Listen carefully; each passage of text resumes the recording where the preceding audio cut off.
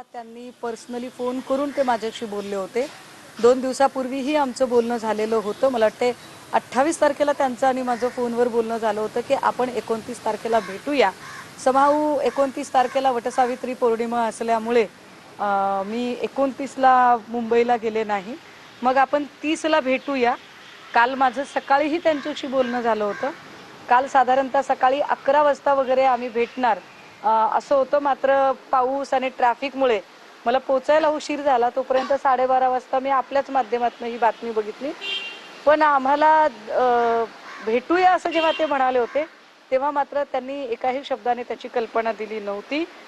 नंतर मात्र त्यांना मी हे सगळं झाल्यानंतर पुन्हा एकदा काल संध्याकाळी बोलण्याचा प्रयत्न केला होता की भाऊ ॲटलिस्ट तुम्ही आम्हाला कल्पना द्यायला पाहिजे होती की कारण लोक प्रश्न विचारतात, लोकांच्या मनात शंका येणं स्वाभाविक असतं.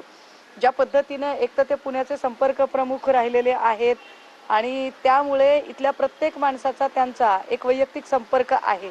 ह्या सगळ्यांमुळे आम्हाला खूप अधिकची माहिती असेल असं अनेकांना वाटू शकतं.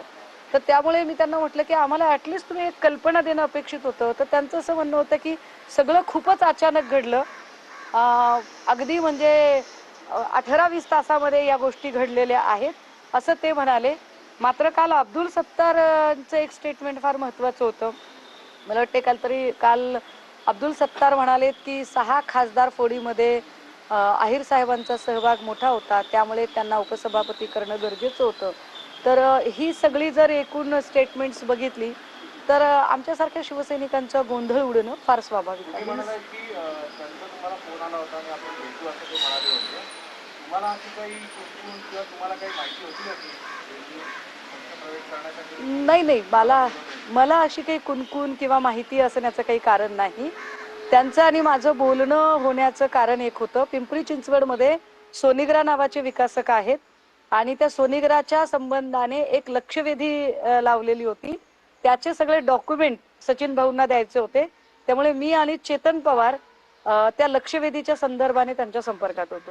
काही प्रश्न असा आहे ना, इनसाइड स्टोरी ज्या आल्यात किंवा ज्या तुमच्याच काही पक्षातल्या लोकांनी ज्या सांगितलंय ऑफ रेकॉर्ड की या सगळ्या 6 खासदारांना एकमेकांसोबत कॉन्टॅक्ट करणं किंवा त्यांना संपर्क करणं, शिंदेची ऑफर त्यांना पोहोचवणं किंवा